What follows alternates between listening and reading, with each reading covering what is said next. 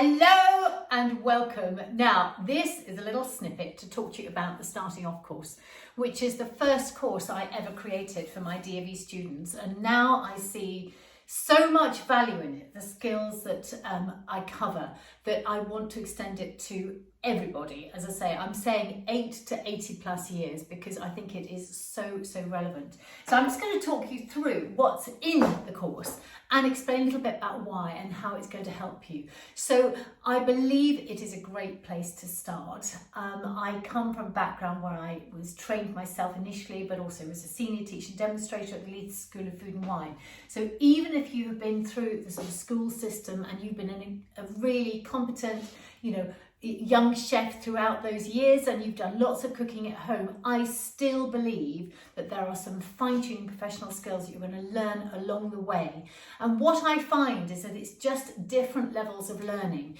So if you've already done some cooking, you will pick up on other things that will help you improve your organisation and speed. If it's the first time you've done it, you'll just be sort of excited by everything and you'll just be getting to grips with things. So I firmly believe that even if you cooked before, this course is going to teach you skills that you didn't know before and just tweak things to a better, higher level. But at the same time, you don't have to start here. Many students don't. So that's what I'm saying about this course. I think it covers some really brilliant skills. So when we start off the course, we just go straight into knives and teaching you which knives are best to work with, and talking about sharpening knives and knife safety. And then we work through the vegetables. I mean, isn't the onion the scariest place? But we start with celery. But we work through all the vegetables and they are such a great learning ground.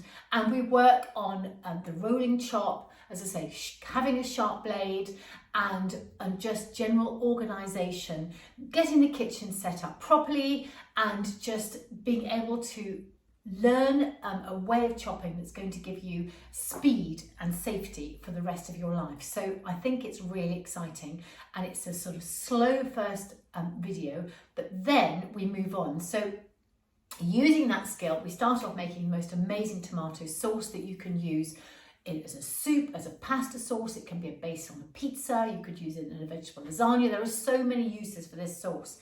As I say, everybody loves it. And following on from that, we make the most delicious smoky bacon and red lentil soup. You can make a vegetarian one or vegan one if you prefer. And again, it's a bit of repetition of those chopping skills to really embed them. Then we go into the next video and you get a little bit of a let up. We move into eggs. Well, eggs are an amazing amazing perfect food, and we start off by teaching you how to make, well, a very stylish French filled omelette. Now quite often we make omelettes and the pans stick and it's a terrible thing, so I'm going to teach you how to make a non-stick pan if you don't have one, and also give you the information so down the line when your non-stick pan becomes non-stick, you will know what to do. Following on from that, we are making poached eggs, and in fact we do it in the reverse. We do poached eggs first, but they're both a different skill set. Now poached eggs, again, just the ultimate fast food, and it's very trendy, isn't it? Poached eggs on toast with sourdough toast with avocado, or you can have them in eggs Benedict or eggs Royale with smoked salmon. They are just delightful, and I love to show you how to do that. And as I say, when my students make them, they are thrilled that they've done it with just some water, eggs and a bit of water, and off they go. So those are two really valuable videos. Now moving on to that, we've got to have a bit of pastry in here. And the pastry that is always bought by professional chefs would be a puff pastry. Now, it is perfectly possible to make. You may watch the Bake Off and think, oh, I could give that a go, but it is a complex pastry. So I want to give you some pastry skills, and it's the beginner's starting off course. So 2 recipes using puff pastry and learning how to work with it. Cornish pasties, quick Cornish pasties, followed by sausage rolls. Again, the success is burgers are great, and you learn all about Cornish pasties, and then you have sausage rolls that look like they could be sold in an artisan bakery. They are 2 winning sessions. On from that, well, burgers, classic beef burgers. You know, every kid, every adult loves a burger, don't they? And the results are always astounding.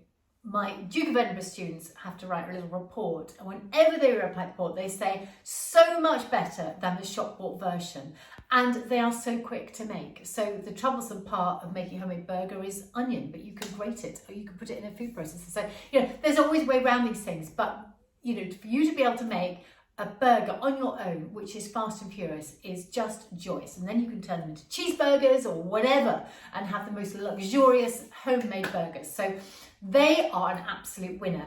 And with those, some delicious coleslaw. Now, coleslaw is made using a mayonnaise, and I think mayonnaise is very widely used, and it is a professional chef skill. But it's something that you learn right at the beginning when you start your least training career. And it is a bit tricky, but I think it is really important to understand about mayonnaise and understand what it's made of, so that you know for your health in the future. Homemade mayonnaise is delicious, and I want you to have that skill. And when you make it, you will be so proud of yourself, because it's magic. Making an emulsion, which is what it is a really magical process. So you make your mayonnaise that can go into your coleslaw, and again, that's just a bit more of those fine-tuning chopping skills, just to make sure that you haven't forgotten them. Again, the two go hand in hand, the lovely homemade coleslaw with your burger, win-win. Now, moving on from that, pot noodles.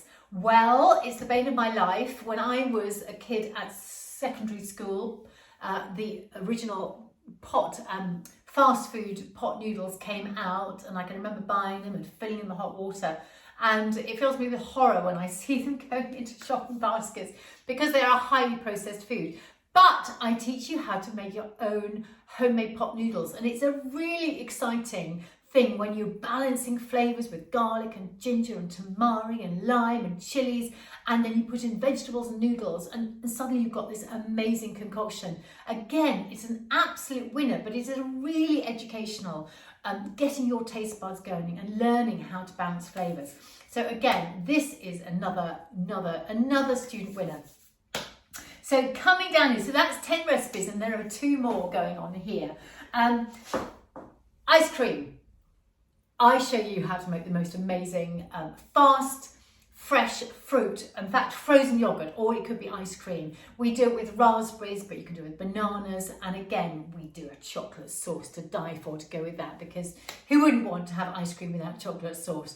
So we use a food processor for that, or a blender. So if you haven't got a food processor, but you have got something like a NutriBullet, you can make a wonderful smoothie. So a machine is required. So beg, borrow, or I'm not going to say steal, but you know what I mean. If you haven't got one in your house, or there's eBay or whatever, I do believe that some power equipment, some machines, some electrical machines are a really important part of somebody's kitchen who wants to cook healthy food and cook more for themselves. So that's the ice cream. Now we round off with 2 gorgeous recipes. A bread, a homemade focaccia filled with olives and herbs and rosemary, or whatever you might like to put sun-dried tomatoes in. You might like lumps of feta, you might like garlic butter, you might like thyme, you might like rosemary. You know, the choice is yours. But to make your own bread is just another really exciting thing, learning about yeast, and you can do it. I teach you. It's a beginner's recipe, and you will absolutely love that. And while that's baking in the oven, or at some point later, there's a great recipe for a really lovely rustic chunky guacamole, which goes with it really well. Or you could just get a bag of tortilla chips and dump them in. And that's the way this course ends, with just a dip. You know, it's so easy. I love a comment from a recent student. It's like, oh my goodness, that was amazing. You know, my son Tom is now the guacamole, the dip maker in the house, and that's how it's going to be from now on. So hopefully that gives you a good explanation of the recipes, and that you will think, yes, actually that course is for me. And remember, you've got the recipes and the videos for life. So you can just turn me on, turn me off, forget about me, come back in years to come, or as I say, just dip and dive in as it suits you. But you will be learning some really rock solid professional skills along the way that I am sure you will love. So thank you for watching this. I hope that's helped you make a decision whether this is the right course for you. And if it is, I will really look forward to seeing you in my online kitchen soon. Okay, bye-bye.